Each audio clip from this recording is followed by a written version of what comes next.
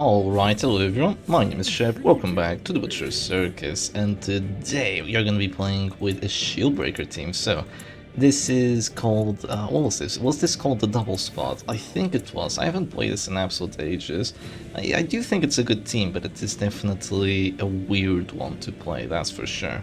Now, I'm playing against Materia Pestis, so this is already going to be a pretty difficult matchup. I probably have to go for a pull here. As much as I kind of don't want to, I could have gone for a pull with the Shieldbreaker, but I'm going to go for a pull here with the Bounty Hunter. I'm going to bring that Antiquary into position too. So, what is this team? What is the Double Squad? What does it intend to do? Well, basically if your Crusader gets banned, or something of the likes, or if you're kind of tired of playing Crusader, you play Shieldbreaker instead and just enjoy yourself, I guess. That is kind of the idea of this team. Honestly, I should have gone for a pull with the Shieldbreaker, not the Bounty Hunter, but the time ran out and I was still commentating, so, you know, first misplay of the match, it's okay, don't worry, Chef, everything will be alright. I'm just gonna drop a pull onto the Man at Arms, make sure that the Abomination can't transform Slam, and, you know, stay in a comfortable position, because a transform slam here would be kind of annoying, would put my Flagellant out of position, which I don't really want right now. I should mention there is a bit of an Easter egg this match, so I'd say like half of you have probably noticed it already, but I won't mention what it is. I do hope people see it in the comments. So, in terms of how this match is going, now I can do a few things. I have Exotic Snuff on my Arbalest, so there really wasn't a danger of me being pulled, even if my opponent has move chances, so I guess I'm just gonna have to exist with this trinket now. Maybe it's helpful for the end of the game if the Abomination tries to perma-stun me. You never know, that could happen. It is, of course, a possibility. I guess I'm just going to drop a punish here on the MAA, just get a little bit of DOT going, or not, because I have the Crown of Thorns immediately suffering from the curse of the spiked bat, not having that bleed chance here on the Flagellant, but honestly, it's just a risk you have to take, because if you don't, you just have absolutely no accuracy, and you know, that's obviously really atrocious. So now you have to go last, and yeah, I don't really have any good targets. I could hit the Abomination, could also hit the Flagellant, but I don't see a kill coming anytime soon on the Flagellant. Could flare and shoot. Could flare and shoot, actually. I do go first start of next round, so yeah, that's actually an idea. 88% chance to hit. I'm gonna flare and shoot, and then she's gonna go down to 0. They do have reclaim here, so it's what they're gonna do. Yeah, there's no world where you don't reclaim here. Because if they don't, I will just shoot, and yeah, she'll drop to 0, so they do drop a reclaim here. And now I have a few choices. What I'm going to do here, actually, it looks weird, but I'm still going to shoot, despite her having the reclaim. Why? Why do I do this? Because now she clicks, and during her action, she's going to go up to 6 HP, but I'll have a puncture which does 4 to 8 damage, and she has to stealth here. If she doesn't stealth, I will go for the puncture. Both these characters will be ruined, she'll be at Death's Door, and yeah, my opponent throws this. This is an absolute throw. There is no world where you don't just stealth there, because having the Shieldbreaker now gives me so much reach to that backline. I do 6 damage, I have the Red Tiara's net here on the Shieldbreaker, and the game is pretty much over. They can't guard, their heals are gone, Flagellant's out of position, Abomination's out of position, and this team is just so reliable with the amount of pulls that it has, that it's pretty much over for my opponent. Definitely a misplay on their end. I know it feels terrible to just use takeover again, especially when you have a Materia Pestis Antiquarian, but it's just something that you have to do when you play into a team like this. You just have to be defensive. Your only option to stay safe is to use stealth. This team has guard breaks, this team has marks, this team has 2 pulling characters. It's just really difficult to play into. Now, they do have a lot of death blow resistance, so you never know, right? They could get very lucky here. They actually decide to move back with Flagellant, which is hilarious, and of course I failed the 80%. I do get to go first, start of next round, so hopefully that won't really make my life hell here. They decide to go for a transform. I disagree with this move. I think what they should have done there was go for a stun on the Bounty Hunter. And I do go first next round, right? I do go first next round. But if they had gone for a stun on the Bounty Hunter, I'd already expended my actions, so I wouldn't be able to get a death, which would have, of course, been amazing for them.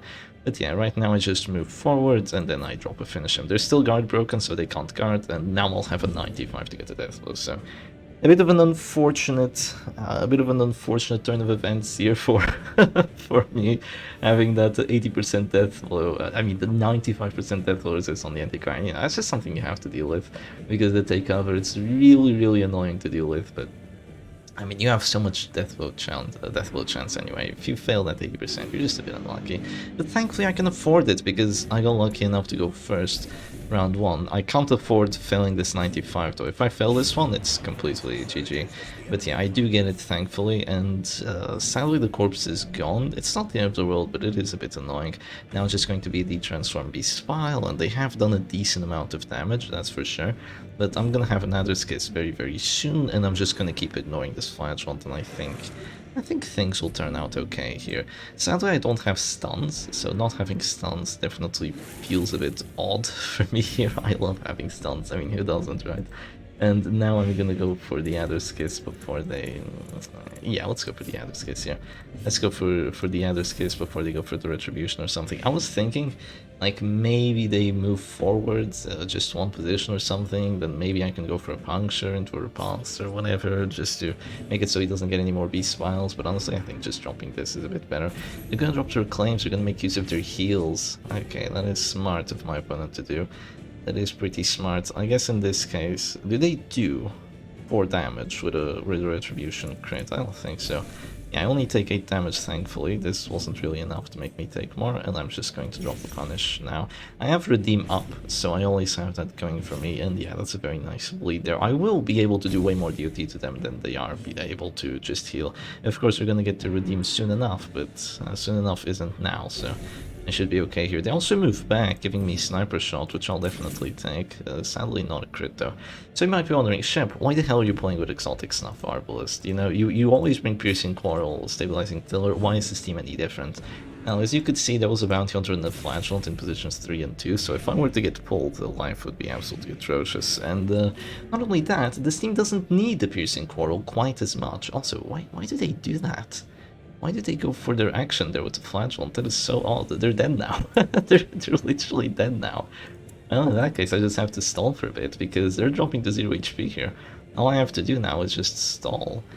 Well, in that case, I'm going to stall with my Arbalist. I'm gonna drop a heal here on the Bounty Hunter, make sure he stays alive and healthy for a bit.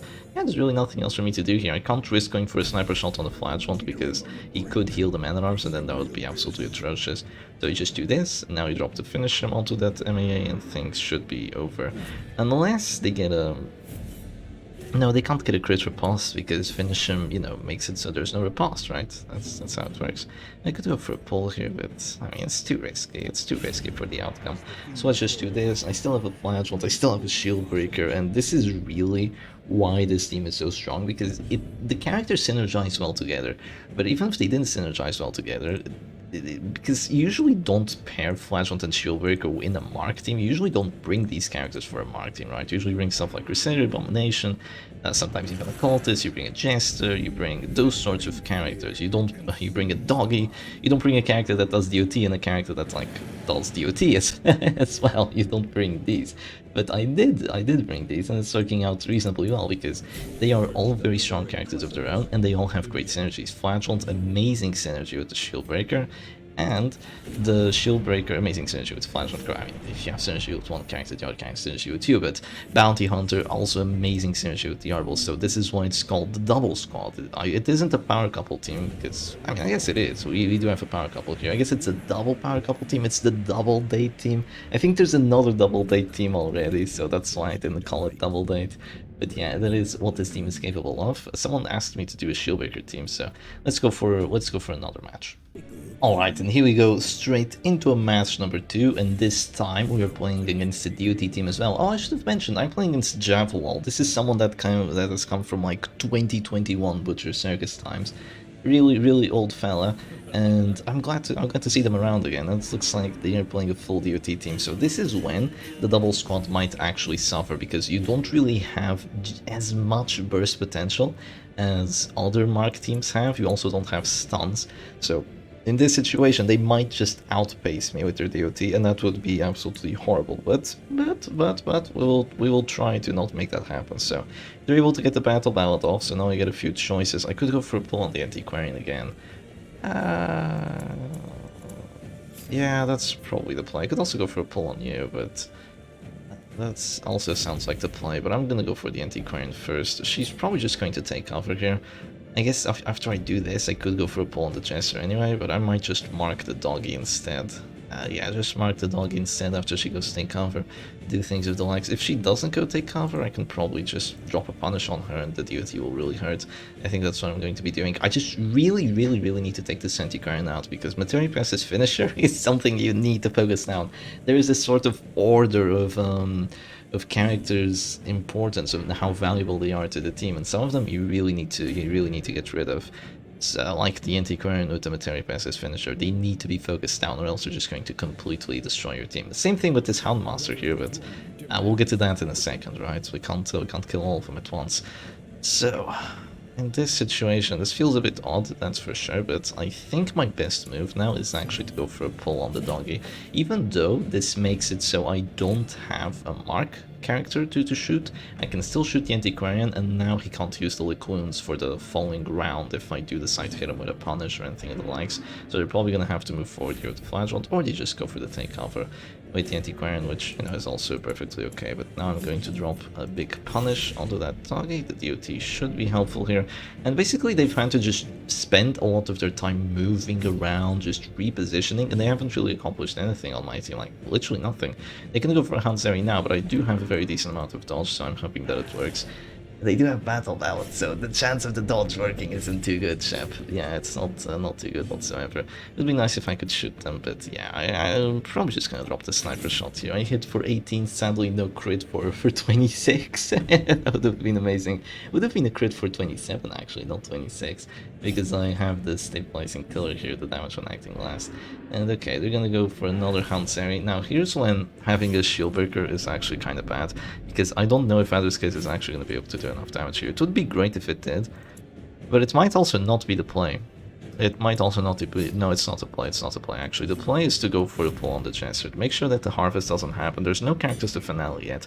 So I do this, I shoot the doggy, because Adder's Kiss has a chance of missing the doggy, by the way.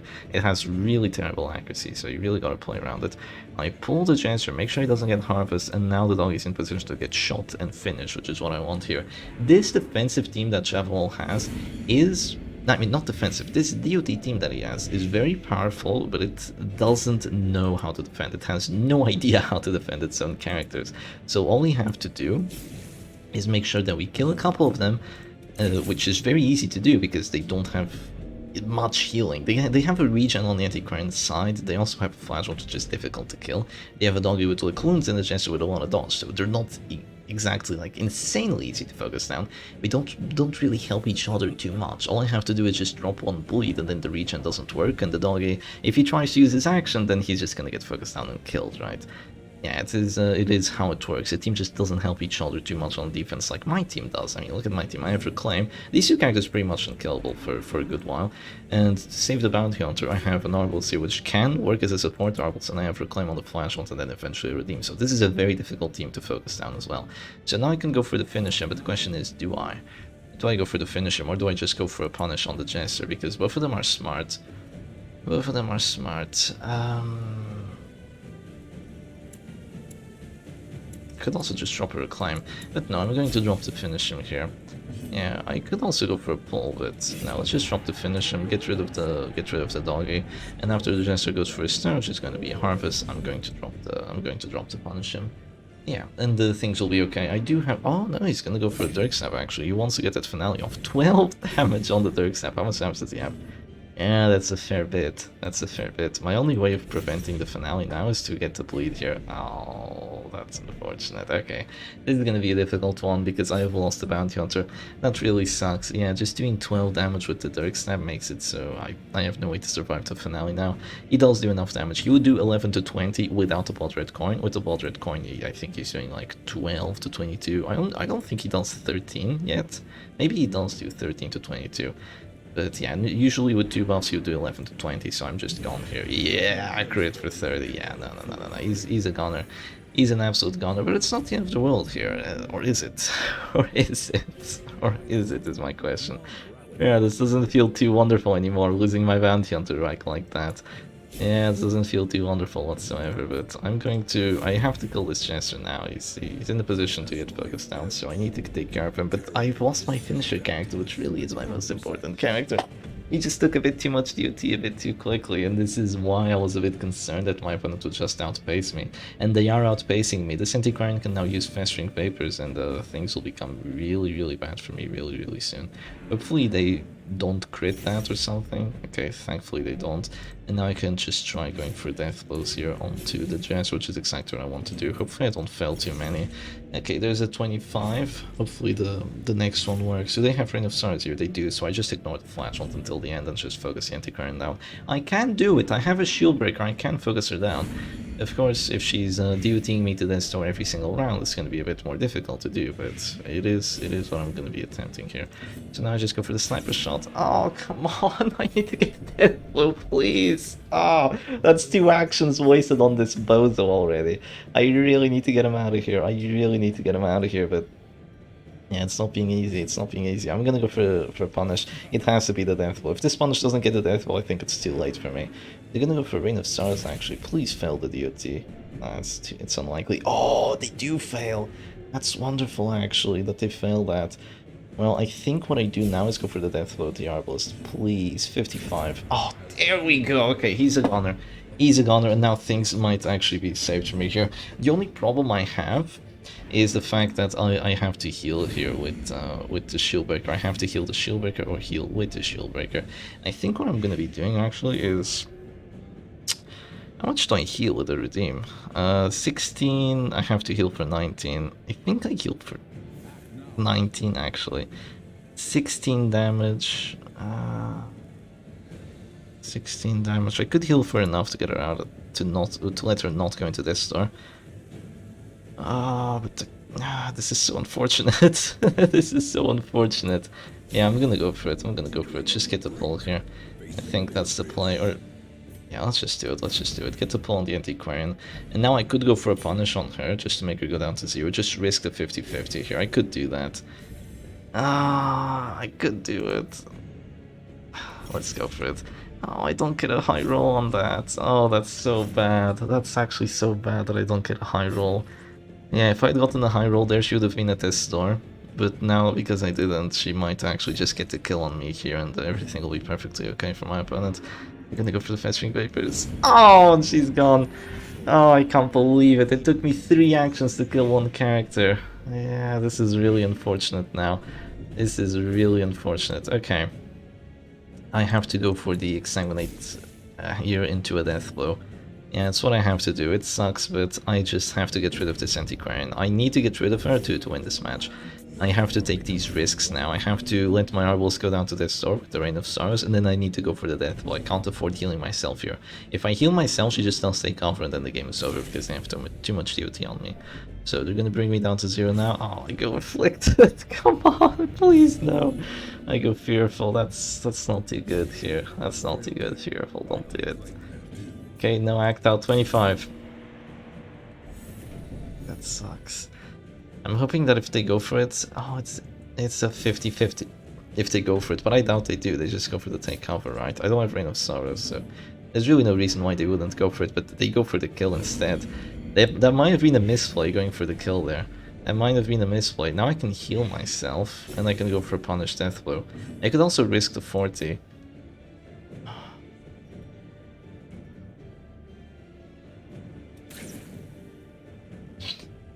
There is no justice in this world, is what I say.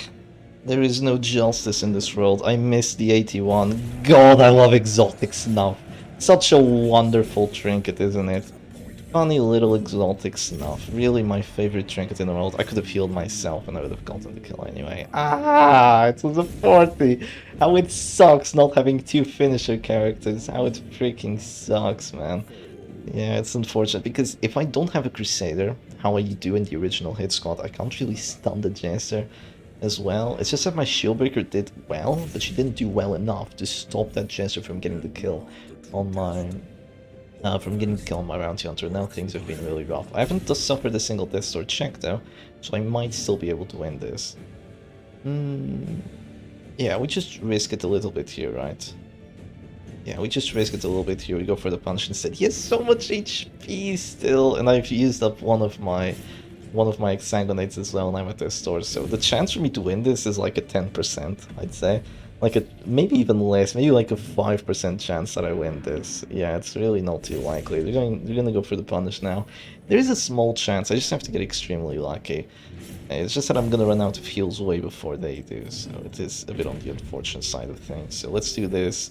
I did just enough damage to bring him down to this door, thankfully. Yeah, Crown of Thorns gives you a lot of damage when you're bleeding, but it doesn't seem to be working today. It really doesn't seem to be working, which is unfortunate, but what can you do about it, right? What can you do about it? So now the Flagellant's at this store, he just has to drop the Exsanguinate.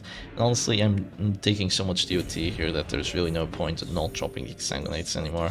So I'm just gonna do it. Yeah, just drop Exsang, bro. Nothing else you can do right now. Yeah, just drop the Exsang. So another crit 18, that's nice. We're both critting for 18, that's actually really funny. That's we're both doing so much damage. Yeah, so he still has 2 more Exsanguinates. And he's also got 1 Distor check on me, so yeah, I have to get insanely lucky to win this match. Maybe you can go for a finisher on the Flagellant in this team to get another finishing character. Maybe a finisher on the Shieldbreaker, I guess, and just keep her safe with the Serpent Sway because she's your finisher character. I don't know, it really is an odd team to be playing. Definitely not one of the teams I play the most, but it is good. It is a good team, right? It's definitely a good team. It just kind of suffers in these matchups against DOT because you do get outpaced a bit. You do get outpaced a fair bit. So now they can go for another Exsanguinate.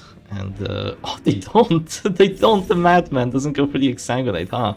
You're gonna give me the winning chance, are you? Come on, the 10%! I've done it before, I'll do it again! And there it goes. I take the W. Too easy, man. Not even close. Not even close. There is justice in this round. Javelol says, come on. Why do you exsanguinate, my man? I mean, why do you not exsanguinate? That is my question. He's taking like 30 DOT every single round, not exsanguinating to wait for the healings. Healing skills doesn't matter. He had minus 100% healing skills on his Flagellant, but who cares? You have a Cultist of Absolution. You still heal for exactly 6 if you go for the exsanguinate 3 times in a row, which is what you should have gone for, not that. But anyway, that will be all for today. Hope y'all enjoyed today's video. Hope this Shieldbreaker team looks juicy and inviting to y'all if you do want to play it, and I'll see you again another time. Cheers!